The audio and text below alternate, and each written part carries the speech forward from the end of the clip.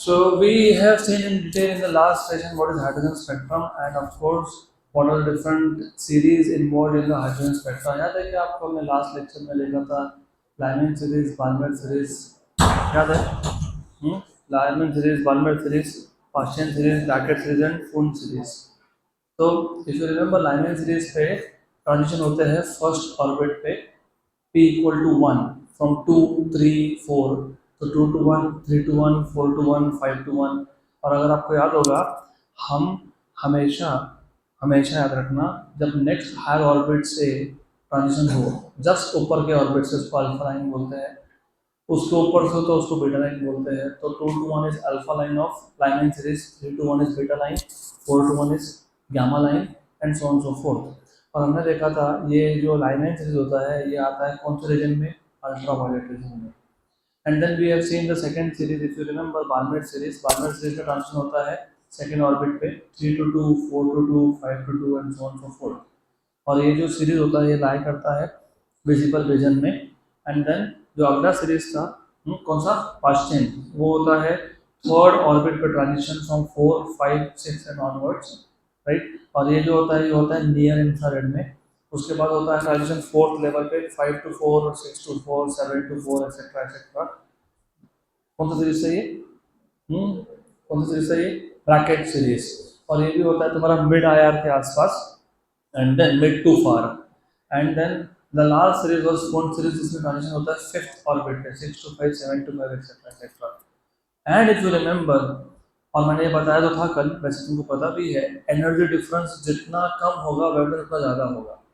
मतलब 2 to 1 का wavelength ये एनर्जी डिफरेंस कम है तो वेवलेंथ बड़ा है, 3 to 1 का वेवलेंथ छोटा है, 4 to 1 का और भी छोटा है. तो ऐसा करते करते जो सबसे स्मॉलेस्ट वेवलेंथ होता है हर एक सीरीज का, तो क्या बोलते हो, सीरीज लिमिट.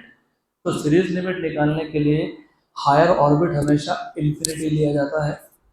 और लोअर ऑर्बिट डिपेंड करता है सीरीज के ऊपर, कौन सा सीरीज की बात कर रहे हो. अगर तुम लाइमन की बात कर रहे हो p equal to 1, बाद में p equal to 2, right, so on so forth. Paschen is p equal to 3, Brackett is p equal to 4. तो रिमेंबर हमने एक जनरल फॉर्मूला बनाया था, अगर याद होगा तो हमने जनरल फॉर्मूला बनाया था लैम्डा इक्वल्स टू, याद है क्या, p square by r.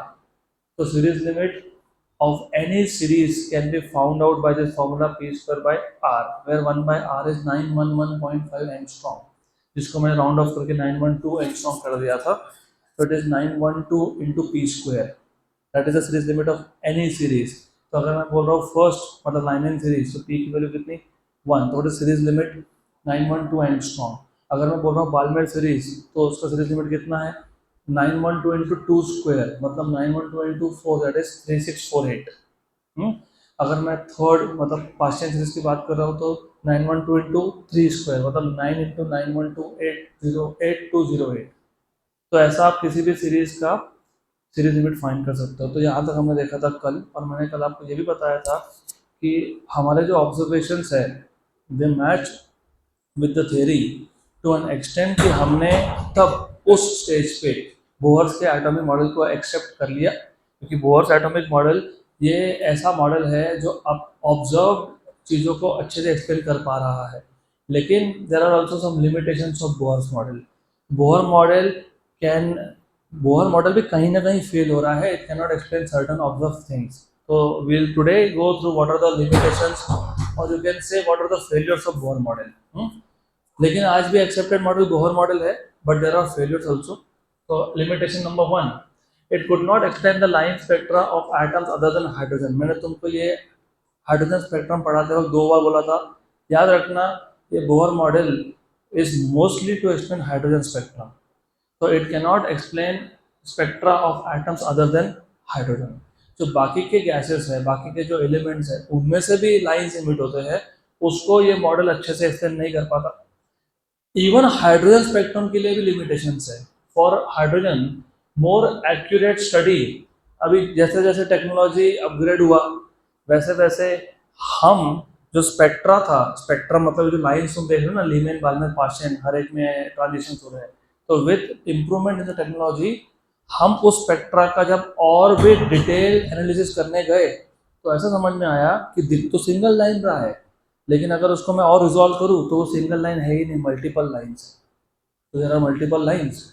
So for hydrogen, more accurate study of the observed spectra showed multiple components of some line, which could not be explained on the basis of this model. क्योंकि वो फिर हम लोग quantum mechanics use करके explain करते हैं, you can not explain with the help of this model. और उसमें सबसे फेमस एग्जांपल है सोडियम लाइट का। जिनको नहीं पता, sodium vapour lamp, sodium use करके हम लाइट जनरेट करते हैं। It produces a line of 5890 angstrom and a line of 5896 angstrom. Double line है, डबल। और हम एवरेज करके लेते हैं 5893। तो जब तुम देखोगे तो तुमको एक ही लाइन दिखेगा, लेकिन जब तुम पावरफुल माइक्रोस्कोप यूज करोगे तो तुमको दिखेगा कि एक नहीं दो लाइन है। तो ये जो मल्टीपल लाइंस है, मैं फिलहाल सोडियम की बात नहीं कर रहा, लेकिन इवन फॉर हाइड्रोजन कुछ लाइंस थे मल्टीपल लाइंस। तो मल्टीपल लाइंस क्यों आए? मतलब there are two wavelength which are very near to each other. For example बता रहा हूँ, what was H alpha line? 6563 angstrom, याद है ना, बाल्मेर सीरीज का H alpha, first line of Balmer series 6563 angstrom. तो कुछ लाइन ऐसे थे जहाँ पे तुमको 6563 की जगह पे 6562 और 6564 मिला, तो वेरी क्लोज। तो ये मल्टीपल लाइन्स भी एक्सप्लेन नहीं कर पा रहा है वो मॉडल। नंबर 2, अभी इसमें क्या है, इफ यू रिमेंबर मैंने आपको बोला था कि ये जो थ्योरी है ये कहाँ से स्टार्ट हुआ? ये स्टार्ट हुआ बाल्मेर के एक्सपेरिमेंट से। बाल्मेर ने क्या किया, हाइड्रोजन गैस को हीट किया। और मैंने आपको बताया था कि जब हाइड्रोजन गैस को तुम हीट करते हो तो हाइड्रोजन का इलेक्ट्रॉन कहाँ जाता है? एक्साइटेड स्टेट्स में, हायर एनर्जी स्टेट्स में। और जब वो नीचे आता है तो वो क्या करता है? एनर्जी इमिट करता है। जो ट्रांजिशन होते हैं ना हायर ऑर्बिट से लोअर ऑर्बिट, तो वो क्या होता है? एनर्जी इमिट करता है। By the way, if you remember, मैंने आपको और एक चीज़ बताई थी कि if the electron from the ground state is going to higher orbit, let us say n = 1 से n = 5 में गया, तो पॉसिबिलिटी क्या है ट्रांजिशन का? डायरेक्टली 5 to 1 आ सकता है, यस। 5 to 4 4 to 1 आ सकता है, यस। 5 to 4 4 to 3 3 to 1 आ सकता है, yes. 5 to 4 4 to 3 3 to 2 2 to 1 आ सकता है, yes. 5 to 4 4 to 1, yes. 5 to 3 3 to 1, yes. There are so many possibilities, बराबर। और वो एग्जैक्टली हायर स्टेट से लोअर स्टेट में कैसे आएगा, ये कंप्लीटली रैंडम प्रोसेस है। अगर ये रैंडम प्रोसेस है, और जब मैं बोल रहा हूँ कि मैंने हाइड्रोजन गैस को हीट किया, तो जब हाइड्रोजन को हीट किया तो एक एटम थोड़ी हीट किया, मैंने तो बहुत सारे एटम्स को हीट किया ना हाइड्रोजन के। If I take 1 gram of hydrogen, it has billions and billions of atoms. तो जब आप बोलते हो गैस हीट करे तो बहुत सारे हाइड्रोजन एटम हीट हो रहे हैं। तो जब बहुत सारे हाइड्रोजन एटम हीट हो रहे हैं, तो जब हीट कर रहे हो तो ऐसा हो सकता है कि एक हाइड्रोजन एटम में इलेक्ट्रॉन पहले ऑर्बिट से तीसरे ऑर्बिट में गया, एक में पहले से पांचवें ऑर्बिट में गया, एक में पहले से सातवें ऑर्बिट में गया। तो बहुत सारा आपके पास पॉसिबिलिटी है कि इलेक्ट्रॉन्स अलग अलग एक्साइटेड स्टेट में है। तो इलेक्ट्रॉन्स जब अलग अलग एक्साइटेड स्टेट में, तो वो जब ट्रांजिशन करेंगे तो there are so many possibilities, और ये सारा का सारा रैंडम है। और जब रैंडम हो तब जो भी ट्रांजिशन हो रहा है ना, चाहे वो 3 to 1 हो, चाहे 4 to 1 हो, चाहे 5 to 1 हो, चाहे 5 to 4 हो, ये सारे के सारे विद इक्वल प्रोबेबिलिटी होते हैं मैथमेटिक्स। अगर इक्वल प्रोबेबिलिटी है, मतलब जितने ट्रांजिशन 5 to 1 हो रहा है उतने 4 to 1 भी होने चाहिए। इसका मतलब जो लाइट जो तुमको वेवलेंथ मिल रहा है उसका इंटेंसिटी क्या होना चाहिए? सेम। हर एक लाइन का इंटेंसिटी क्या होना चाहिए? Same.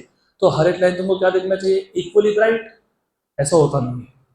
So the intensity of emission lines seem to differ from line to line, and Bohr's model had no explanation for that. तो बोहर ये नहीं एक्सप्लेन कर पाया कि सारे के सारे लाइन्स का इंटेंसिटी सेम क्यों नहीं आ रहा, कोई ब्राइट आ रहा है, कोई लेस ब्राइट आ रहा है। गुड। तो ये दूसरा फेल्यूर था। नंबर 3, मैंने आपको बताया था जो बोहर का सेकंड पोस्टुलेट है, याद है क्या? Second postulate, only those orbits are allowed in which angular momentum of electron is equal to integral multiple of h upon 2 pi। उसने बोल के छोड़ दिया, ये आया कहाँ से? ऐसा ही कोई कंडीशन तो नहीं मान सकते ना। तो on the theoretical side also the model was not entirely satisfactory as it arbitrarily assumed orbits following a particular condition to be stable। तो जो L equal to nh upon 2 pi है, बोहर ने वो कहाँ से आया कुछ नहीं बताया, बोला बस ऐसा ही है कि जब इलेक्ट्रॉन का angular momentum integral multiple of h upon 2 पाई होगा तो वो इलेक्ट्रॉन उस ऑर्बिट में एनर्जी रेडिएट करेगा नहीं, मतलब वो ऑर्बिट क्या हो गया? Stationary, stable orbit, right. तो there was no theoretical basis for that assumption. तो ये 3 लिमिटेशंस है बोहर्स मॉडल के। नंबर 1, आप हाइड्रोजन को छोड़ के किसी और एटम का स्पेक्ट्रा एक्सप्लेन नहीं कर सकते। नंबर टू इवन हाइड्रोजन के केस में भी कुछ लाइन जो थे वो सिंगल लाइन है ही नहीं, मल्टीपल है, 2 3 4 लाइनें साथ में, तो वो भी बोहर का मॉडल एक्सटेंड नहीं करता है।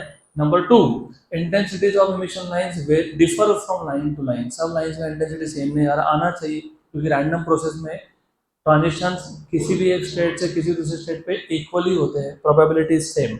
एंड लास्टली जो वो सेकंड पोस्टुलेट था उसका कोई थ्योरेटिकल बेसिस ही नहीं था, उसने बस बोल दिया ऐसा है। तो अब ये जो सेकंड पोस्टुलेट था, कौन सा angular momentum of electron is equal to NH upon 2 pi, ये एक्चुअली पता है किसने, पता है, डी ब्रॉगली। अब ये वही डी ब्रॉगली है जो पिछले चैप्टर में हमको जिसने बताया था कि every moving particle has a wave associated with it. तो डी ब्रॉगली ने एक्सप्लेन किया कि जो बोहर बोल रहा है वो करेक्ट है। कैसे, देख, मतलब डी ब्रॉगली का एक्सप्लेनेशन क्या था, देखो, we have seen that the particles have dual nature, light guide for light, radiation का डबल नेचर था कि नहीं, radiation has dual nature, which two nature, wave nature and particle nature, है ना। तो similarly particles also have dual nature, they are particles as well as they are waves, right, and there is a wave associated with every moving particle। अब D Broglie ने ये बोला कि तुम basically गलती कर रहे हो जब तुम बोल रहे हो कि electron revolving around an atom is a particle, it is not a particle, it is a wave. So de Broglie suggested that instead of considering the orbiting electrons inside the atom as particles, we should view them as standing waves. So you should treat electron not as particle but as standing wave। कौन सा wave? Standing wave याद है क्या? याद है stationary wave formation, superposition of waves, याद है, एक वेव जाता है वही रिफ्लेक्ट होकर आता है और क्या बनता है, लूप।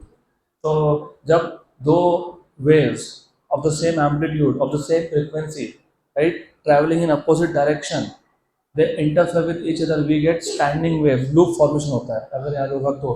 और वो याद होगा तो ये भी याद होना चाहिए कि there are nodes and antinodes, और फिर वो याद हो तो ये भी याद होना चाहिए दो सक्सेसिव नोड्स में डिस्टेंस कितना होता है, λ/2, नोड और एंटीनोड में λ/4।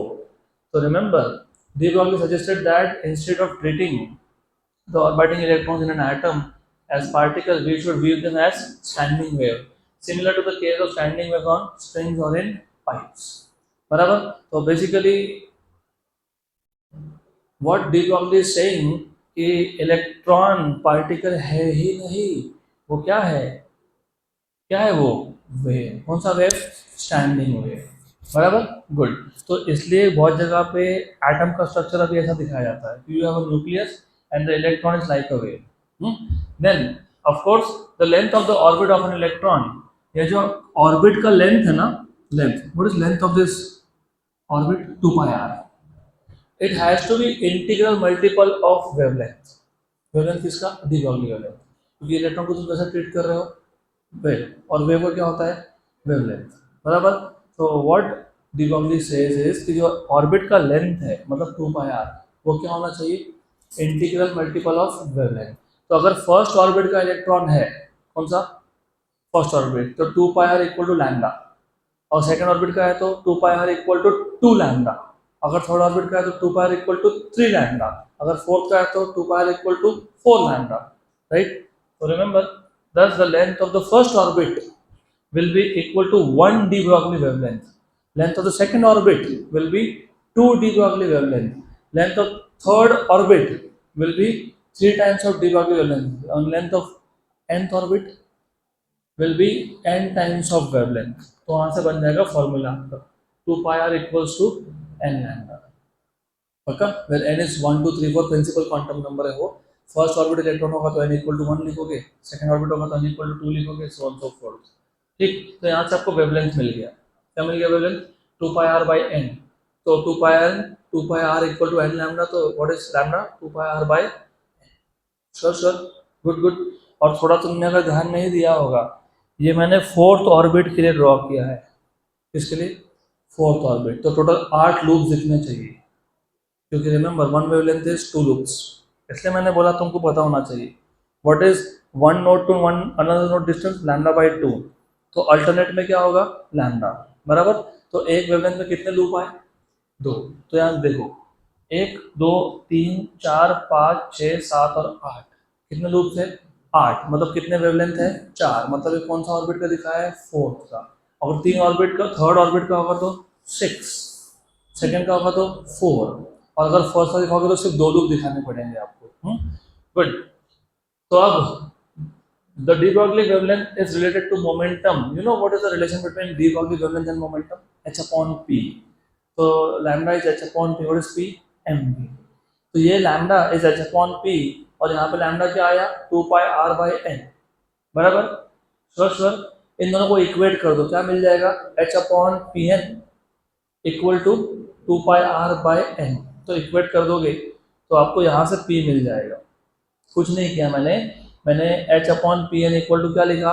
2 pi R N by N, और इसको मैंने सिर्फ सिंप्लीफाई करके क्या लिख दिया? P. What is momentum in this case now? H N upon 2 pi R, बराबर? What is angular momentum by the way? M B R, लेकिन एम बी क्या है उसमें से? पी, मतलब P into R. What is angular momentum? P into are. तो ये are दिख रहा है यार? हाँ, ये आर को उठाओ, इधर देखो, तो क्या हो गया? P N into R N, मतलब पी इंटू आर, मतलब कौन बन गया? Angular momentum. और यहाँ पे क्या बचेगा? N H upon 2 pi. आ गया? आ गया, राइट, बराबर। What was second postulate of Bohr? Angular momentum equals to N H upon 2 pi. ये पहली बार थ्योरेटिकल एक्सप्रेशन था given by de Broglie, which actually shows कि what Bohr is saying is right, लेकिन बोहर ने explain नहीं किया। तो रिमेंबर, वो जो सेकंड पॉस्टुलेट था वो बोहर ने सिर्फ बोल दिया कि ऐसा होता है, उसको एक्सप्लेन किसने किया? डी ब्रॉगली ने। डी ब्रॉगली सेड कि तुम इलेक्ट्रॉन्स को when they are in orbit around nucleus in an atom, उसको पार्टिकल मानना ही नहीं है, you treat them as standing waves, and the length of each orbit is equal to, is basically length of orbit is multiple of wavelength। तो पहला orbit अगर है तो उसका length is 1 de Broglie wavelength, दूसरा ऑर्बिट है तो उसका length of the orbit is 2 de Broglie wavelength, nth orbit है तो उसका वेवलेंथ इज, उसका length is n times of wavelength. तो 2 pi R N equal to क्या मिल गया? n lambda. वहां से क्या मिल गया? Lambda equal to 2 pi R by N, 2 pi R by N. लेकिन लैम्डा क्या होता है? एच अपॉन पी, तो H upon P is 2 pi R by N.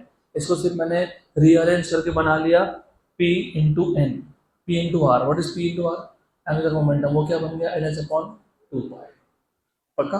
Good. तो यहाँ तक आपका इस चैप्टर का पहला पार्ट हो गया खत्म, क्योंकि एज यू नो इस चैप्टर का नाम में ही है structure of atoms and nuclei. तो यहाँ तक हमने एटॉमिक स्ट्रक्चर की बात की।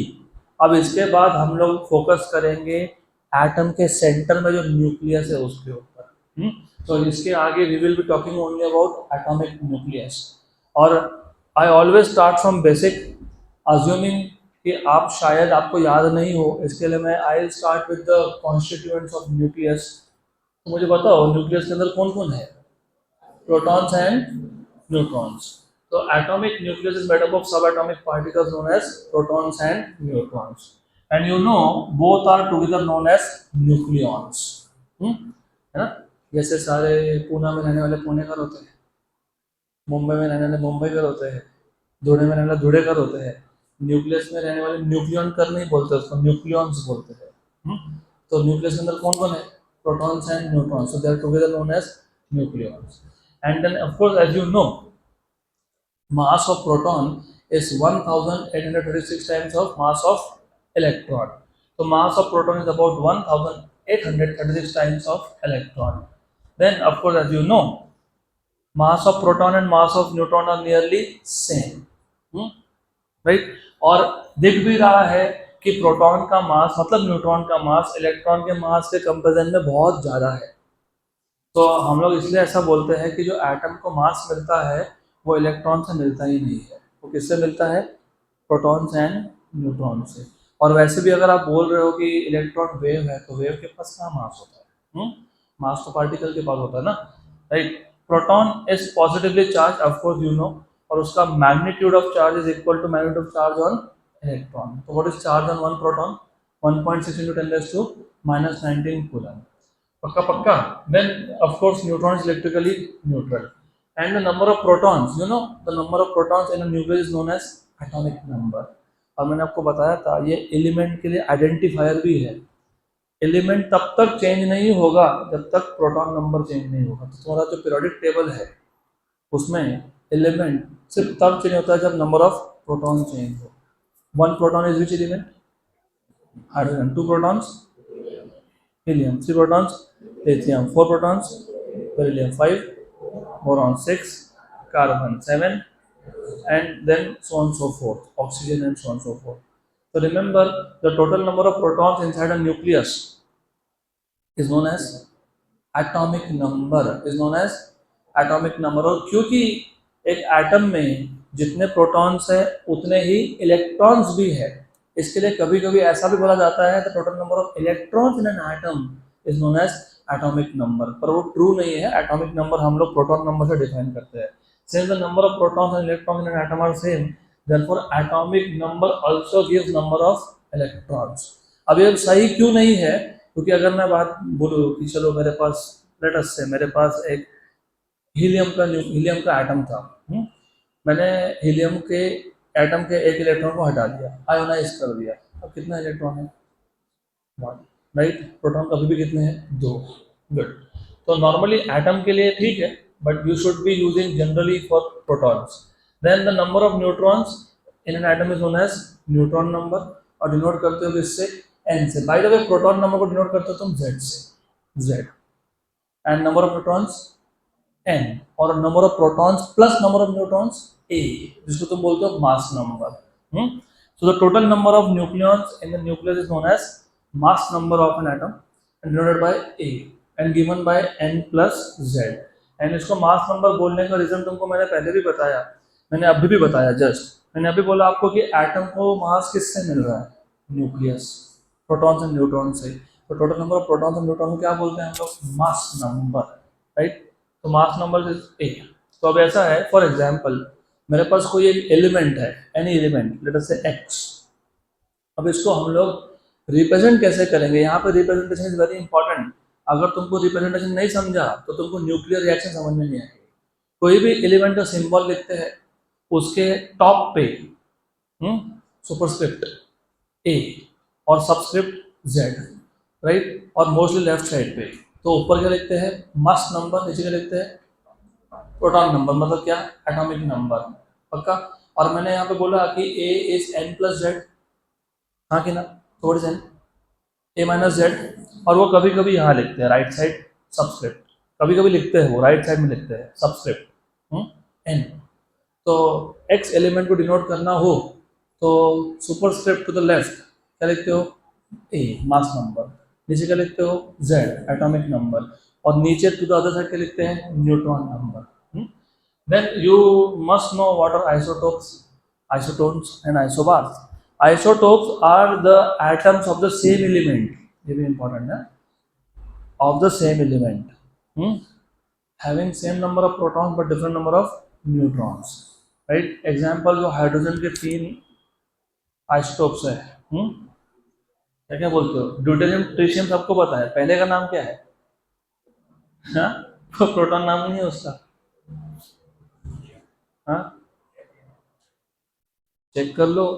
तो हाइड्रोजन के 3 आइसोटोप होते हैं, एक में जिसमें एक सिंगल प्रोटॉन है, एक में जिसमें एक प्रोटॉन एक न्यूट्रॉन है, और एक जिसमें एक प्रोटॉन और 2 न्यूट्रॉन है।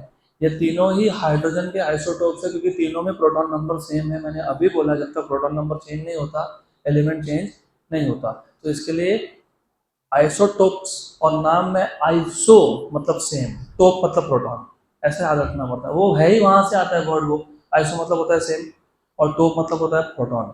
सो atoms of the same element, atoms of the same element with same number of protons but different number of neutrons. Atom of the same element having same number of protons but different number of neutrons is known as isotopes, right? Isotones are atoms of different element with same number of neutrons but different number of protons. Atoms of the different element having same number of neutrons but different number of protons is known as isotones. And then you have isobars. Isobars are atoms having same mass number. So atoms having same mass number are known as isobars. पक्का? Good, पक्का पक्का। Then अब हमको पता होना चाहिए what is the size of nucleus. अब logically speaking, चलो थोड़ा सा बेसिक से जाते हैं। हाइड्रोजन एटम और लेट अस से कार्बन एटम, किसका साइज बड़ा है? कार्बन। क्यों? हाँ, यस। क्यों? क्योंकि वहां पे कार्बन में सेकेंड ऑर्बिट तक इलेक्ट्रॉन्स है। Larger the number of electrons, जितने ज़्यादा इलेक्ट्रॉन्स होंगे उतने हायर ऑर्बिट्स भी फील्ड होंगे, जितने हायर ऑर्बिट फील्ड होंगे उतना साइज बढ़ेगा। सही है ना? विच मीन्स कि ऑक्सीजन का साइज और भी बढ़ाना चाहिए, विच मीन्स कि गोल्ड का तो और भी बढ़ाना चाहिए। मैंने गोल्ड जानबूझ के वर्ड यूज़ किया क्योंकि अभी तक मुझे आप लोगों ने 79 number of protons, Z atomic number for gold is 79। तो जितने ज़्यादा इलेक्ट्रॉन्स होंगे उतने ज़्यादा हायर एनर्जी लेवल्स फील्ड होंगे, जितने ज़्यादा हायर ऑर्बिट्स फील्ड होंगे उतना साइज बढ़ेगा। मतलब लॉजिकली स्पीकिंग, जितने ज़्यादा इलेक्ट्रॉन्स उतना साइज बढ़ा। तो सेम लॉजिक हम न्यूक्लियस पर भी लगा सकते हैं। जितने ज़्यादा न्यूक्लियॉन्स, जितने ज़्यादा number of protons and neutrons, उतना ही साइज बढ़ा। और तुम खुद सोचो ना, मतलब फॉर एग्जाम्पल अगर मेरे पास सिर्फ 10 स्टूडेंट है तो मेरे को छोटे रूम में काम चल जाएगा मेरा। But if I start taking more and more number of students, 100, 150, 200 बिठाने, अभी इस हॉल में भी 150 बैठ सकते हैं, लेकिन समझ लो मुझे 250 बिठाने हैं, तो फिर क्या करना पड़ेगा? तो same goes with nucleus also. If you have more number of nucleons, you need to have larger size. We have seen that the size of an atom is decided by the size of orbit of the electron in the atom. Hmm? So we have seen that the size of an atom is decided by the size of the orbit of the electron, which means larger the number of electrons in an atom, larger is the size of atom. Similarly, all the nuclei do not have the same size because the size of nucleus depends upon the number of nucleons present in it, that is mass number. तो size will depend on mass number. How does it depend? वो experimentally हमको formula मिला है। From experiment it is found that अगर मेरे पास कोई x element है तो उस एलिमेंट का जो न्यूक्लियस है, अभी मैं न्यूक्लियस की बात कर रहा हूँ क्योंकि हम लोग न्यूक्लियर फिजिक्स की बात कर रहे हैं, we are not talking about atoms anymore. तो अगर मेरे पास एक एक्स एलिमेंट है और एक्स एलिमेंट का न्यूक्लियस है, उसका रेडियस कितना है? R X. ये होगा R zero A raise to 1/3। फिर आर जीरो जो कांस्टेंट, उसकी वैल्यू होती है 1.2 फेम्टोमीटर। फेम्टो मतलब 10⁻⁻15 और ए है मास नंबर। तो where R zero is 1.2 into 10⁻⁻15 metre, ये कांस्टेंट है। ये रिमेंबर दिस इज कांस्टेंट। इसका मतलब radius is proportional to cube root of mass number. चलो एक एग्जांपल लेते हैं। लेट अस से मेरे पास एक एलिमेंट है जिसका मास नंबर 8 है। Which is that element by the way? Mass number 8, mass number मतलब 4 प्रोटॉन 4 न्यूट्रॉन, बेरिलियम। तो उसका रेडियस, उसका जो न्यूक्लियस है उसका रेडियस कितना आएगा? 8 का cube root 2 times of R zero, मतलब 2.4 इंटू 10⁻⁻15। अगर मेरे पास लेट अस से ऐसा कोई एलिमेंट है जिसका मास नंबर 27 है, 27, हाँ जो भी है, तो क्या हो जाएगा? 27 का cube root 3 times, right? What about 64? 4 times. Good. तो अब चलो ये तो समझ में आ गया कि हर एक एटम क्या, मतलब हर एक एलिमेंट का न्यूक्लियस का साइज सेम नहीं है, वो डिपेंड करता है नंबर ऑफ न्यूक्लियॉन्स पे। लेकिन then the question is what about density? अभी डेंसिटी भी इंपॉर्टेंट कॉन्सेप्ट है। मैं जानबूझ के वो तुमको क्लास का एग्जांपल दिया था क्योंकि there is a reason that you need to understand कि फॉर एग्जांपल अगर छोटे ही रूम में मेरे को ज़्यादा स्टूडेंट चाहिए तो डेंसिटी सेम नहीं रह सकता आप, क्योंकि the size of the classroom is same और मैं स्टूडेंट भरते जा रहा हूँ तो क्या होगा? डेंसिटी विल इंक्रीज, क्योंकि नाउ इन द सेम पर स्क्वायर मीटर एरिया ज़्यादा बच्चे बैठेंगे, राइट? तो अभी न्यूक्लियस में तुमने बोल दिया कि न्यूक्लियस का साइज जो है वो चेंज हो रहा है with the number of nucleons, लेकिन द क्वेश्चन इज दैट कि डेंसिटी का क्या? डेंसिटी सेम होता है कि नहीं होता? तो देखते हैं डेंसिटी का। What is density bye the way? Mass upon volume. अच्छा बाय द वे, चलो मास अपॉन वॉल्यूम सही है। What is the total mass of a nucleus?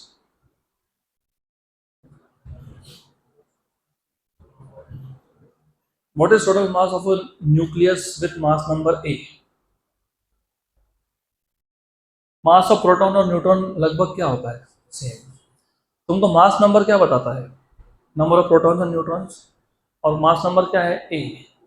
तो A is total number of nucleons, तो टोटल नंबर ऑफ न्यूक्लियॉन्स को किससे multiply करोगे, मास of each proton, हो गया। तो रिमेंबर डेंसिटी की जब बात करोगे तो mass upon volume, mass upon volume, what is total mass of nucleus, mass of each proton into number of nucleons. अरे अगर एटॉम में अगर मास नंबर की बात करो तो मास नंबर क्या होता है, total number of protons and neutrons. इसको किससे मल्टीप्लाई किया, मास ऑफ ईच न्यूक्लियन, वो क्या है, एम, टोटल एम है मास ऑफ न्यूक्लियस। और अगर मैं न्यूक्लियस को स्पीयर मानता हूँ, what is volume of sphere, 4/3 pi R cube.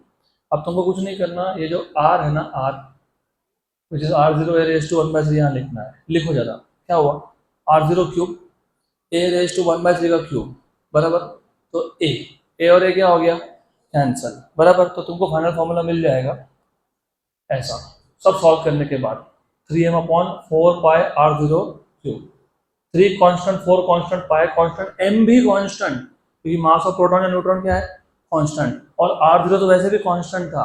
मतलब तुमको समझ में आया डेंसिटी क्या बन गया, कांस्टेंट। इसका मतलब समझ में आया, इसका मतलब छोटे से छोटा एलिमेंट हो या फिर हेवी से हेवी एलिमेंट हो, सबका न्यूक्लियर डेंसिटी सेम होता है।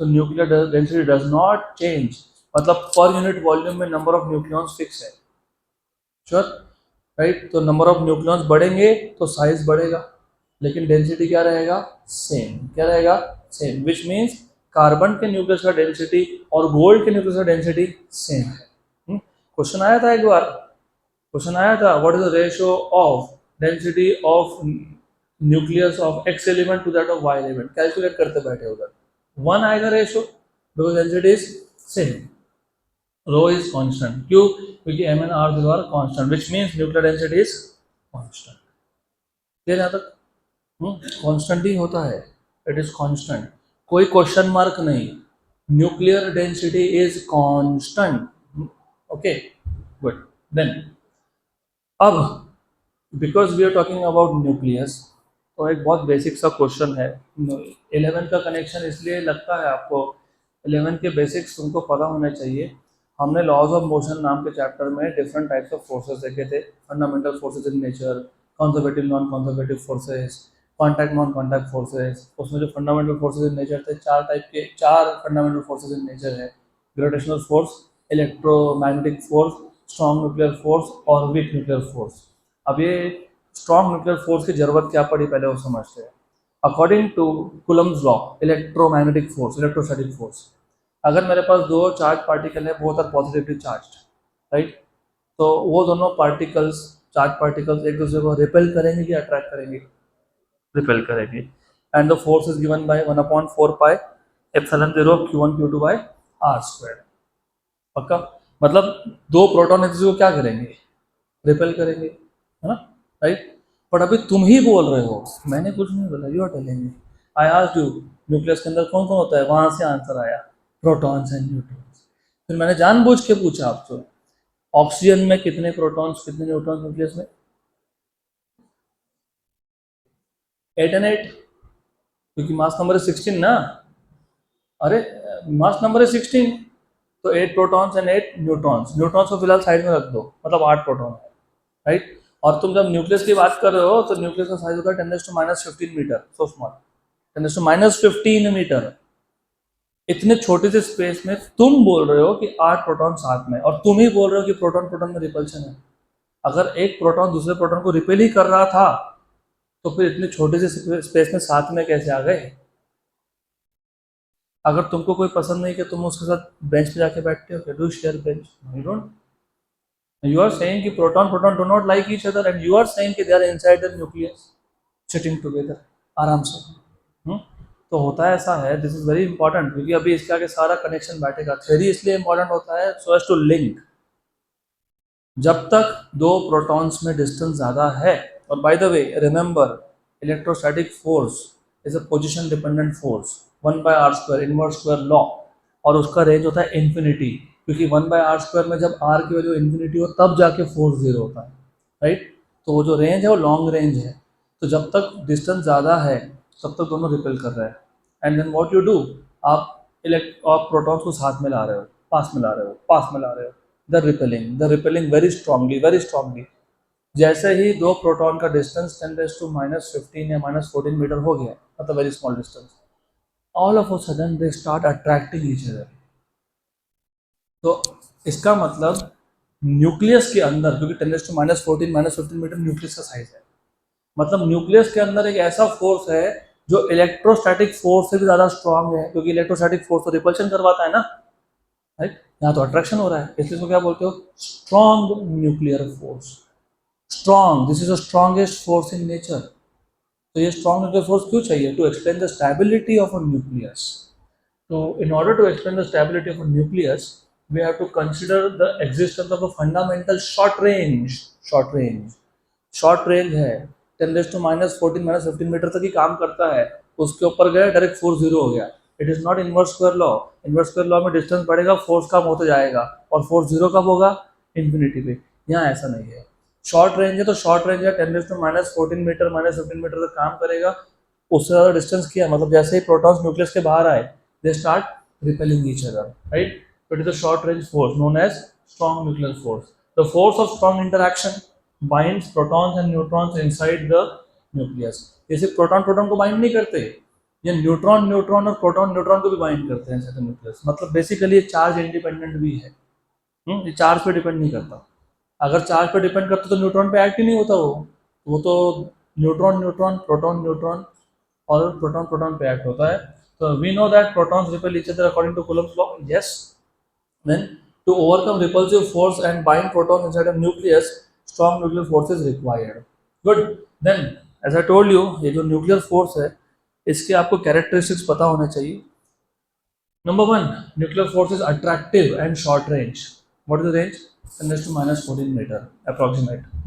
It is the strongest force in nature. Does not obey inverse square law. अभी बोला है मैंने 1/r² फॉर्मूला नहीं आता यहाँ पे।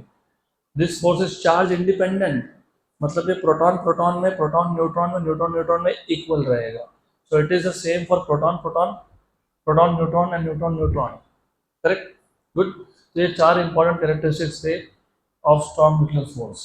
देन अब बहुत इंटरेस्टिंग है, और इसके आगे भी फॉर्मूला बनना चालू होंगे, और ये फॉर्मूला समझेगा तो आगे आपको न्यूक्लियर रिएक्टर और न्यूक्लियर रिएक्शन समझ में आएंगे। तो थोड़ा सा भी लॉजिक लगाते हैं। चलो एक सिंपल सा एग्जांपल से स्टार्ट करता हूँ मैं। लेट अस से मेरे पास एक पॉलीथीन है, बैग है, बैग, उसका खुद का मास नहीं है।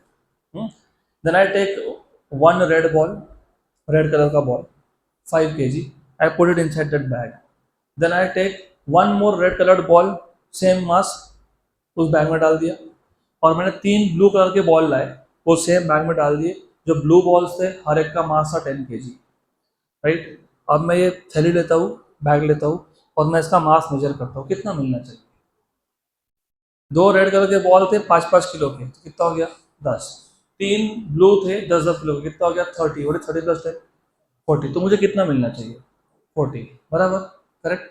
अब इमेजिन वो जो बैग था वो न्यूक्लियस है। ये जो कलर की बात कर रहा हूँ ना मैं, उसमें से एक कलर का बॉल मतलब प्रोटॉन है, दूसरे कलर का बॉल मतलब न्यूट्रॉन है। तो न्यूक्लियस का मास क्या आना चाहिए?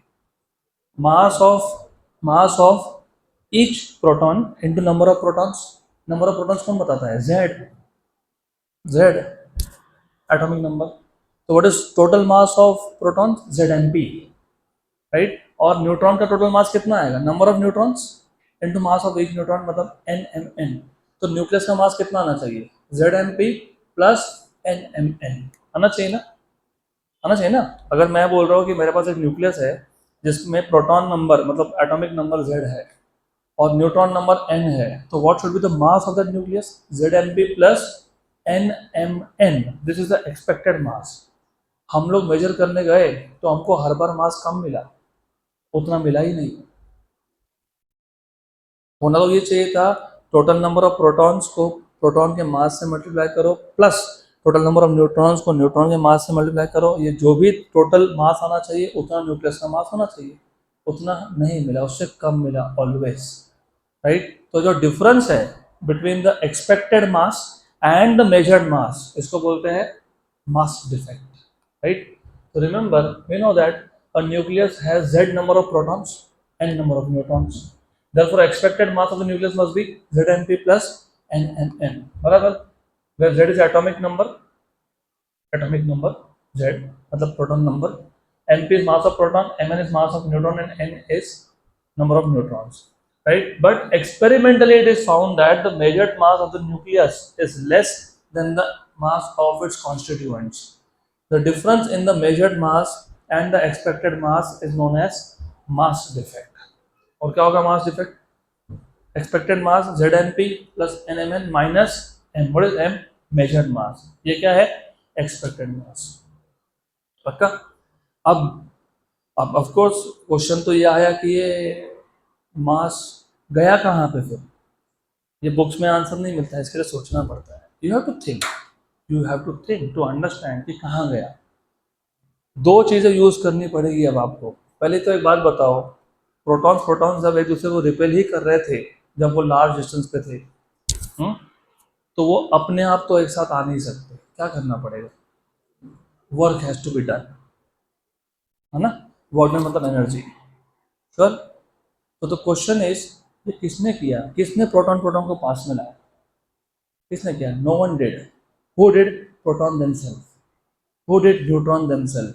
तो ये जो प्रोटॉन और न्यूट्रॉन कूलम्बिक फोर्स को ओवरकम करके जो एक दूसरे के पास में आ रहे हैं, वो जो वर्क हो रहा है, वो एनर्जी कहाँ से आया? दूसरा पार्ट, दो चीज़ लगेंगे. दूसरा part you know, E equal to mc², Einstein mass energy equivalence. बराबर? तो E इक्वल टू mc² आपको ये बताता है कि energy can be converted to mass can be converted to energy. तो ये जो प्रोटॉन्स न्यूट्रॉन्स को साथ में लाने में जो एनर्जी लगा, वर्क हुआ, वो कहीं और से नहीं, खुद इनके मास में से कुछ पार्ट कन्वर्ट हो गया to bring the nucleons together. तो जितना मास कन्वर्ट हुआ इन न्यूक्लियॉन्स को बाइंड करने में, क्या करने में? बाइंड करने में. क्या करने में? बाइंड करने में. क्या करने में? बाइंड करने में, राइट? जितना mass was required to bind the nucleons together, कहाँ से आया? मास डिफेक्ट से आया. तो जो डिफरेंस आ रहा है, ये जो हमको कम मास मिल रहा है, जितना मिलना चाहिए था उससे कम, तो जो मिसिंग मास है वो कहाँ गया? It is converted to energy to bind the nucleons together. That is what is binding energy. तो हाउ विल यू डिफाइन? कैसे डिफाइन करोगे? दो तरीके हैं. Number one, the amount of energy required to bind the nucleons inside the nucleus is known as binding energy. मैंने अभी बोला, ये जो न्यूक्लियॉन्स को साथ में लाने के लिए, बाइंड करने के लिए जो एनर्जी लगा, वो क्या होता है? Binding energy. और एक चीज याद रखना, जितना एनर्जी बाइंड करने में लगता है ना, आ गया हो, जितना एनर्जी बाइंड करने में लगता है ना, मतलब जितना एनर्जी न्यूक्लियस को बनाने में लगता है, उतना इसको तोड़ने में भी लगता है. न्यूक्लियस किससे बना? न्यूक्लियॉन से. तो न्यूक्लियॉन्स को साथ में लाने में, मतलब न्यूक्लियस बनाने में जितना एनर्जी लगा, उतना का उतना एनर्जी न्यूक्लियस को तोड़ के न्यूक्लियॉन्स को अलग करने में भी लगेगा. तो और the energy required to separate the nucleons और break the nucleus is also known as binding energy. पक्का? श्योर? श्योर? और वो फॉर्मूला चाहिए, मिल जाएगा. तो मैथमेटिकली, और मैंने अभी बोला, ये जो बाइंडिंग एनर्जी का कॉन्सेप्ट है, ये मास डिफेक्ट से आ रहा है, using which relation? Einstein's relation. तो एनर्जी इक्वल टू mc² को मैं पता है क्या लिखूंगा? Binding energy equal to delta mc². Binding energy equals to delta mc². And you see how things are connected. आज 12 बजे का लेक्चर जिसने अटेंड किया होगा, ये सारे चीज़ें तुमने वहाँ देखी होगी. इसलिए मैं, I don't throw things randomly here and there. मैं तुमको कल 12 बजे बुलाया तो उसका यूज़ था, क्योंकि कल तुमने एक्सरे सीखा. वहाँ पे तुमने एक्सरे में ऑलरेडी सीख लिया था कि अल्फा बीटा गामा लाइंस क्या होती है. और कल तुम दोपहर के लेक्चर में जब आए तो तुमने वापस एक बार देखा कि अल्फा बीटा गामा जिसको बोलते हैं लाइंस को. आज भी 12 नून के लेक्चर में तुमको मैंने E इक्वल टू mc² बताया था. उसका रीज़न था कि मुझे आज ये इधर बताना था. तो नाउ यू नो कि यहाँ पे जो बाइंडिंग एनर्जी है, दैट इज डेल्टा mc². और नाउ यू नो कि ये जो डेल्टा एम है मास डिफेक्ट. बाय द वे, ये मास डिफेक्ट किसका है? न्यूक्लियस का है. और तुमको पता है, नहीं पता तो बता देता हूँ, हम डे टू डे लाइफ में जो प्रैक्टिकल यूनिट यूज़ करते हैं ना मास का, वो किलोग्राम होता है. बड़े बड़े ऑब्जेक्ट्स होते हैं केजी. उससे बड़े हो तो टन, राइट, बराबर। जैसे हम लोग अगर प्लैनेट्स का मास कंपेयर करेंगे तो वो स्टैंडर्ड यूज होता है mass of earth, mass of Jupiter, उस टर्म्स में। अगर हम स्टार्स का मास मेजर करेंगे तो स्टैंडर्ड क्या है, mass of sun, right, right. Day to day life में 1 किलोग्राम इज स्टैंडर्ड। वैसे सब एटॉमिक लेवल पे, छोटे लेवल पे जब तुम मास कंपेयर करते हो तो स्टैंडर्ड पता है क्या है, एटॉमिक मास यूनिट। और what is one atomic mass unit, is mass of proton, 1.67 × 10⁻²⁻27। Definition जो भी बोले, डेफिनेशन बोलता है कि कार्बन 12 का मास लो, उसको डिवाइड बाय 12 करो। कार्बन 12 में 12 न्यूक्लियॉन्स होते हैं, 12 न्यूक्लियॉन्स के मास को मैं 12 से डिवाइड करो, 12 mp/12, तो mp ही बचा, मास ऑफ प्रोटॉन ही बचा। तो one atomic mass unit is mass of proton. तो रिमेंबर, डेल्टा m मतलब mass defect is measured in atomic mass unit, और सी स्क्वायर की वैल्यू 3 × 10⁸ का स्क्वायर करना पड़ेगा, तो ये आएगा जूल में। अगर मैं मास को केजी में मेजर करता हूँ, मतलब मैं प्रोटॉन के मास को 1.67 × 10⁻⁻27 लिखता हूँ और सी को 3 × 10⁸ लिखता हूँ और कैलकुलेशन करता हूँ, तो बाइंडिंग एनर्जी मिलेगा जूल में। किसमें, जूल में। लेकिन ये जूल यहाँ पे सूटेबल यूनिट नहीं है। अब बोलेगा क्यों नहीं है? अच्छा एक बात बताओ, तुम यहाँ से किसी और सिटी का डिस्टेंस कौन सा यूनिट में मेजर करते हो? किलोमीटर। मिलीमीटर क्यों नहीं यूज करते? सेंटीमीटर क्यों नहीं यूज करते? इट्स वेरी स्मॉल, राइट, बराबर, श्योर। तो similarly, while measuring energy, we always measure in ev, energies of electrons in atom and energy of a nucleus या फिर nucleon inside the nucleus is always in ev। तो जब मैं इसको convert करूंगा, पहली बात तो डेल्टा एम का फॉर्मूला लिख दिया, ZMP प्लस NMN, ये कौन है, एक्सपेक्टेड मास है, माइनस कौन है, मेजर मास है। सो किससे मल्टीप्लाई किया, सी स्क्वायर, तो किसमें आया, जूल में। लेकिन अगर मुझे, मैं डायरेक्टली अगर सी स्क्वायर की वैल्यू सब्स्टिट्यूट कर दूं, और अगर मैं ये मास एटॉमिक मास यूनिट में मेजर कर रहा हूँ, केजी में नहीं, किसमें, एटॉमिक मास यूनिट में, राइट। क्योंकि मैं क्या करूंगा अभी इसके आगे से, Z number of protons into mass of proton. तो अगर ये AMU में है और सी स्क्वायर की वैल्यू सब्स्टिट्यूट की है, तो जूल्स डायरेक्टली कन्वर्ट करना है, तो क्या मल्टीप्लाई करोगे, 931 MeV, million electron volt. Actually 931.5 आता है, लेकिन राउंड ऑफ करके 931 यूज किया है। तो रिमेंबर, जूल से डायरेक्टली तुमको अगर एमईवी में जाना है तो सी स्क्वायर की वैल्यू नहीं डालना, स्किप दैट। तो C square joule corresponds to 931 MeV। पक्का पक्का, sure sure, 100%, good, done. Then अब आ जाते हैं हम लोग बाइंडिंग एनर्जी पर न्यूक्लियन। अभी पहले तो समझ लो what is the meaning of binding energy per nucleon. चलो थोड़ा सा एग्जाम्पल के थ्रू समझते हैं। एग्जाम्पल एग्जाम्पल एग्जाम्पल वो बेटर है समझने के लिए। फॉर एग्जाम्पल, अभी मैंने बोला बाइंडिंग एनर्जी क्या होता है, it is energy required to bind all the nucleons inside the nucleus, right. तो इमेजिन, अब इसको थोड़ा सा सोचने का पर्सपेक्टिव चेंज करने वाले हैं हम लोग। हम जब पहला प्रोटॉन लाए, नो वर्क इज डन, क्योंकि अपोज करने के लिए कुछ था ही नहीं। हम जब दूसरा प्रोटॉन लाए, न्यूक्लियस के अंदर लाना चाहते हैं, तो अंदर कौन बैठा है, प्रोटॉन, वो क्या करेगा, repel, work has to be done. तो ये वर्क डन करके हम लोग प्रोटॉन को न्यूक्लियस के अंदर लाए, बराबर, right. Where did that work go? Work is energy which can neither be created nor be destroyed. तो ये जो दूसरा प्रोटॉन को लाया मैं, उसके लिए जो वर्क किया वो कहाँ गया, वो as a potential energy store हो गया न्यूक्लियस के अंदर। और पोटेंशियल एनर्जी कभी भी सिंगल चार्ज का नहीं होता, सिस्टम का होता है। मैं तीसरा प्रोटॉन लाया, न्यूट्रॉन लाया, जो भी लाया, मुझे वापस वर्क करना पड़ा, राइट, पक्का। तो जो वर्क डन है ये कहाँ गया, अब ये 3 चार्जेस में स्टोर हो गया। मैं और प्रोटॉन या न्यूट्रॉन ला रहा हूँ, मैं लाते जा रहा हूँ, तो जो भी मैं हर बार चार्जेस को न्यूक्लियस के अंदर ला रहा हूँ, तो हर बार क्या हो रहा है, वर्क हो रहा है। और ये वर्क कहाँ स्टोर हो रहा है, कहाँ पे, न्यूक्लियस के अंदर, मतलब सारे न्यूक्लियॉन्स में, एक में नहीं, सारे में। तो जो तुम बाइंडिंग एनर्जी बोल रहे थे, the energy required to bind the nucleus is known as binding energy.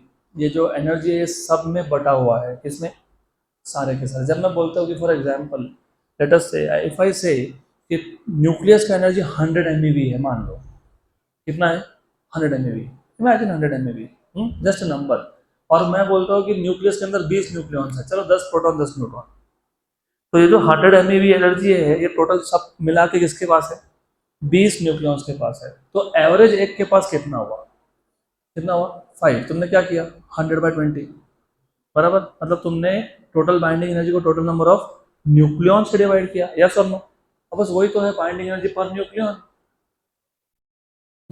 और ये बहुत इंपॉर्टेंट है क्योंकि ये तुमको बताता है कि कौन सा एलिमेंट स्टेबल है, क्योंकि अब धीरे धीरे हम ट्रांजिशन करने वाले हैं towards nuclear reactions, fusion reaction, radioactivity. उसके लिए पहले ये पता होना चाहिए। तो remember, total binding energy of the nucleus divided by total number of nucleons is known as binding energy per nucleon. और जिस एलिमेंट के न्यूक्लियस का बाइंडिंग एनर्जी पर न्यूक्लियॉन ज़्यादा होगा वो स्टेबल होगा। इसका मतलब ये होता है कि अगर मैं बोल रहा हूँ कि बाइंडिंग एनर्जी पर न्यूक्लियॉन ज़्यादा है, इसका मतलब ये हुआ कि हर एक न्यूक्लियॉन के बाद एनर्जी ज़्यादा है। इसका मतलब ये हुआ कि वो न्यूक्लियस बनाने में ज़्यादा एनर्जी स्पेंड हुआ, तो वो स्टेबल ही है ना? स्टेबल होगा ना, ज़्यादा एनर्जी स्पेंड करोगे तो स्टेबल होगा। गुड। तो देखो ऐसा है, binding energy per nucleon which is binding energy upon total number of nucleons. What is total number of nucleons? Mass number. तो किससे डिवाइड किया मैंने? मास नंबर से। तो binding energy per nucleon is defined as the average energy required to remove one nucleon from the nucleus। अगर nucleus के अंदर एक न्यूक्लियन के पास 5 MeV का एनर्जी है तो उसको न्यूक्लियस से बाहर निकालने के लिए भी 5 MeV लगता है, right? So binding energy per nucleon is defined as the energy required, average energy required to remove one nucleon from the nucleus. पक्का पक्का? Good. This quantity allows us to compare the relative strength with which nucleons are bound in the nucleus। इसका मतलब जितना binding energy per nucleon ज़्यादा है उतना ज़्यादा stable nuclear है। Nuclear with higher binding energy per nucleon are more stable than nuclear with lower binding energy per nucleon. इसलिए मैंने आगे एक चीज़ और लिखी है। अभी मैं क्या प्लॉट करने वाला हूँ पता है? Binding energy per nucleon Y axis पे और एक्स एक्सिस पे क्या प्लॉट करूंगा? मास नंबर। तो ग्राफ बनेगा, वो जो ग्राफ जो भी बनेगा उसका नाम क्या है? Binding energy curve. क्या है? Binding energy curve. So this is how it looks like. तो देखो ये बाइंडिंग एनर्जी पर न्यूक्लियन है, और यहाँ पे मास नंबर है, और अलग अलग एलिमेंट्स से प्लॉट किया तो ऐसा कर्व बन गया। इसको बोलते हैं हम लोग बाइंडिंग एनर्जी कर्व। गुड। पक्का? अब this will become the base for you to understand कि कहाँ पे कौन सा न्यूक्लियर रिएक्शन होगा, फ्यूजन होगा, फिजन होगा, रेडियो एक्टिविटी होगी, क्या होगी, और what is the difference between fission and radioactivity. अब समझेगा तुमको। थोड़ा सा अच्छे से देख लो, वैसे वापस दिखाता हूँ ये graph. If you notice lower elements के लिए which are called lighter elements, lighter elements के लिए बाइंडिंग एनर्जी पर न्यूक्लियन भी कम है, मतलब they are not very stable. Good. जैसे जैसे जैसे जैसे जैसे जैसे मास नंबर बढ़ रहा है वैसे वैसे बाइंडिंग एनर्जी पर न्यूक्लियन भी बढ़ रहा है। एंड इफ यू नोटिस लगभग 30 से लेके मतलब यहाँ पे 30 मास नंबर से लेके तो 120 मास नंबर तक अप्रोक्सीमेटली यहाँ तक, तो 30 मतलब यहाँ पे आया और 120 यहाँ पे आया, तो अगर देखोगे लगभग ये कर्व क्या दिख रहा है? फ्लैट। फ्लैट मतलब स्ट्रेट। इसका मतलब 30 से लेके 120 तक बाइंडिंग एनर्जी पर न्यूक्लियन इन सारे एलिमेंट से लगभग सेम है और सबसे ज़्यादा है क्योंकि हायर वाले हैं। इसका मतलब 30 से लेके 120 तक जिनका मास नंबर है वो एलिमेंट्स क्या हो गए? स्टेबल। इसका मतलब 30 से नीचे और 120 के ऊपर एलिमेंट्स क्या है? अनस्टेबल। तो फ्यूजन, फिजन या फिर रेडियो एक्टिव डीके होता ही इनका है, बाकियों का नहीं होता। और सबसे ज़्यादा बाइंडिंग एनर्जी पर न्यूक्लियन होता है आयन का, 8.75 मिलियन इलेक्ट्रॉन वोल्ट। तो iron Fe is the most stable, is the most stable, इसलिए उसका एबंडेंस भी ज़्यादा है। Iron is much more abundant than other higher elements. और जस्ट फॉर एक्स्ट्रा इंफॉर्मेशन, हमारी बॉडी का हर एक element once upon a time एक स्टार के अंदर बना था, वो हम तक कैसे पहुंचा, हमारी बॉडी में कैसे आया, इज़ अ लॉन्ग स्टोरी, उस पर कभी बात करेंगे। तो तुम, मैं, हम सब, बेसिकली हम लोग एक सिग्नेचर है यूनिवर्स के। हमारा प्रोसेस हुआ था स्टार के अंदर, फिर बाय सम प्रोसेस वो यहाँ तक आया, फिर वो by some process living cells बन गए, पहले सिंगल सेल थे फिर मल्टी सेलर बन गए, and then we start thinking and we are humans and we are alive, हमको लगता है हम जी रहे हैं, we feel, we eat, we have emotions, long story. लेकिन हर एक element inside your body was once made inside a star, and you know inside a star सबसे हेवी एलिमेंट जो बना वो आयन है, उसके ऊपर कुछ नहीं बन पाया। तो ion is the heaviest element which could be formed by nuclear reactions. So as you see, as I told you, it is seen that binding energy per nucleon for elements with mass number between 30 and 120 is almost same and shows a flat curve. 30 से लेके 120 तक almost flat. 30 is here, 50 से नीचे, और 120 के थोड़ा सा 100 से थोड़ा सा ऊपर 120, almost a flat curve. Binding energy per nucleon for Fe, मतलब ion, is maximum, that is 8.75 million electron volt. That is, Fe is most stable. Lighter elements with A less than 30 undergo fusion reaction. अब देखो fusion क्यों, देखो ये भी चीज़ है, इस पूरे यूनिवर्स में हर एक को स्टेबिलिटी चाहिए, चाहे तुम हो, चाहे मैं हो, चाहे वो एलिमेंट्स हो। मतलब यहाँ पे स्टेबिलिटी रीजन क्या था, 30 से लेके 120 तक, है ना। मतलब जो लाइटर एलिमेंट्स है उनको सम हाउ अपना मास नंबर क्या करना है, 30 से 120 के बीच में लाना है। तो अगर जो लाइटर एलिमेंट्स है वो अपना मास नंबर कैसे बढ़ाएंगे, यू नो, फ्यूजन का मतलब पता है। तुम ड्रिंक पीते वक्त बोलते हो फ्यूजन पी रहा हो, वो समझ में आता है। तुम गाना सुनते वक्त फ्यूजन सुनते हो, वो समझ में आता है। इधर पूछा फ्यूजन का तो नहीं पता।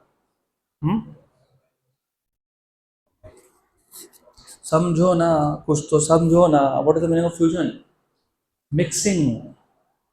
तो lighter elements basically fuse together, combine together to form heavier element so as to achieve stability.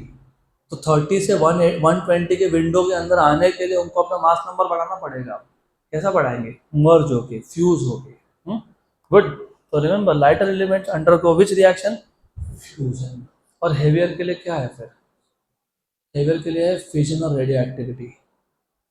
अब जो हेवियर है उनको अपना मास कम करके अंदर आना है, लाइटर को मास बढ़ा के आना है और हेवियर को मास कम करके अंदर आना है। जब मास कम करने की बात होती है तो दो टाइप के अभी रिएक्शन है, एक है फिजन जो रिएक्शन है, और एक है डीके। दोनों में डिफरेंस इतना ही है, फिजन में भी डीके में भी एक हेवी न्यूक्लियस के टुकड़े हो रहे हैं, और large nucleus is breaking into two parts. Fission में a large nucleus is getting, मतलब it is basically getting splitted into more or less two equal parts, more or less.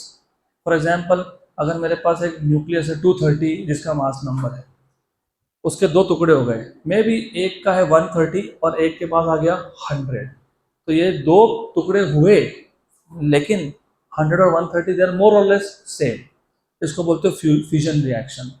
और डीके में क्या होता है, डीके में बड़ा न्यूक्लियस टूटता है, यस, लेकिन उसमें एक पार्ट अभी भी बहुत बड़ा है और एक छोटा सा पार्टिकल अलग से इमिट हुआ। जैसे 230 मास नंबर का न्यूक्लियस था, उसमें से एक अल्फा पार्टिकल बाहर आ गया। What is alpha particle, nucleus of helium, मतलब 2 प्रोटॉन 2 न्यूट्रॉन, मतलब कितना मास नंबर कम हुआ, 4। मतलब बड़े में से सिर्फ 4 न्यूक्लियॉन्स बाहर आए, वो होता है radioactivity, radioactive decay. कई बार समझ ये भी नहीं पता होता है कभी कभी, और it's okay because you learning for the first time, but you have to compare, you have to think कि what is the difference between fission, fission में भी टुकड़े हो रहे हैं, यस, और रेडियो एक्टिविटी में भी क्या हो रहा है, टुकड़े हो रहे हैं, यस, लेकिन रेडियो एक्टिविटी में जो बड़ा न्यूक्लियस है वो डीके होने के बाद बड़ा ही है। यहाँ पे ऑलमोस्ट 2 इक्वल पार्ट्स हो गए फ्यूजन में। तो heavier elements with A greater than 120 undergo which type of reactions, radioactive decay and fission. लेकिन fission is out of scope of the syllabus, तो इतना ही है, हमको इतना देखेंगे हम लोग, जहाँ जरूरत पड़ेगी तो बता दूंगा मैं। So this brings us to radioactivity. अभी what is radioactivity? As I just told you, heavier elements with atomic number greater than 82 and mass number greater than 120. Atomic number है ये, दिस इज एटॉमिक नंबर। नहीं तो बोलोगे उधर तो 120 बोल रहे थे, इधर 82 कहाँ से आ गया? उधर 120 बोला वो मास नंबर था, वो नंबर ऑफ प्रोटॉन्स और न्यूट्रॉन्स था। यहाँ पे मैं Z बोल रहा हूँ, वो एटॉमिक नंबर है। तो heavier elements like with Z greater than 82 like uranium, thorium etcetera are unstable, और स्टेबिलिटी के लिए वो क्या करते हैं? They emit highly penetrating and invisible radiations. पक्का पक्का। तो the process is known as radioactivity. तो जो हेवियर एलिमेंट्स है they basically emit small small particles, and the process of emitting या फिर the process of emission of particles from an unstable nuclei is known as radioactivity. Define कैसे करोगे? The process of emission of particles or radiation from an unstable nuclei is known as radioactivity. और radioactivity में क्या होता है? बड़ा nucleus टूटता है, इस टूटने के प्रोसेस क्या बोलते हो? डीके। क्या बोलते हो? और 3 टाइप के डीके होते हैं। अल्फा डीके, जिसमें से हेवी न्यूक्लियस में से, अनस्टेबल न्यूक्लियस में से अल्फा पार्टिकल मतलब हीलियम का न्यूक्लियस बाहर आ रहा है। दूसरा है बीटा डीके, जिसमें अभी ये इंटरेस्टिंग चीज़ है, बीटा डीके जिसमें हेवी न्यूक्लियस के अंदर से, कहाँ से? न्यूक्लियस के अंदर से इलेक्ट्रॉन्स इमिट हो रहे हैं। इलेक्ट्रॉन्स वैसे न्यूक्लियस के अंदर होते हैं क्या? नहीं। कहाँ होते हैं? बाहर ऑर्बिट में। हाँ, तो अंदर से इलेक्ट्रॉन्स भी आते हैं। कैसे आते हैं? अंदर कुछ प्रोसेस होता है जिस प्रोसेस में इलेक्ट्रॉन प्रोड्यूस होता है, और क्योंकि इलेक्ट्रॉन न्यूक्लियस के अंदर रह नहीं सकता, तो जैसे प्रोड्यूस हुआ वैसे बाहर थ्रो हुआ। उसको बोलते हो बीटा माइनस। तो beta minus is D electrons coming out from the nucleus, beta minus, beta decay. तो इलेक्ट्रॉन्स न्यूक्लियस के अंदर रह नहीं सकते, लेकिन प्रोड्यूस हो सकते हैं, होते हैं, और बाहर थ्रो कर दिया जाता है। बराबर। और एक है बीटा प्लस, ये तो और भी इंटरेस्टिंग है। इसको पॉजिट्रॉन बोलते हैं हम लोग। इलेक्ट्रॉन का जुड़वा with same mass but opposite charge. What is mass of proton? 1836 times the mass of electron. तो प्रोटॉन और इलेक्ट्रॉन का मास सेम नहीं है, चार्ज सेम है। राइट? मास सेम नहीं है, चार्ज सेम है। एक ऐसा पार्टिकल भी है जिसका मास इलेक्ट्रॉन जितना ही है और चार्ज प्रोटॉन जितना है। मतलब mass is 9.1 into 10 raised to minus 31, but charge is plus 1.6 into 10 raised to minus 19. It is not a proton because proton का मास होता है 1.67 into 10 raised to minus 27, उसको बोलते हैं पॉजिट्रॉन। तो ये बीटा प्लस मतलब कौन है पता है? पॉजिट्रॉन। ऐसा भी है, ऐसा भी होता है। तो इलेक्ट्रॉन का जुड़वा भी है, कभी कभी दिखता है, हमेशा इलेक्ट्रॉन ही दिखता है, ये कभी कभी दिखता है। Good. Then the last one is gamma decay. ये वही गामा रेडिएशन है जिसकी बात तुमको मैं कल बता रहा था स्पेक्ट्रम में। Highest energy, highest frequency, lowest wavelength, which gamma. पक्का? गुड। देन अब हम लोग कल के लेक्चर में एक एक करके अल्फा, बीटा और गामा डीके के डिटेल्स देखेंगे, मतलब नेक्स्ट लेक्चर में। So will stop here for today.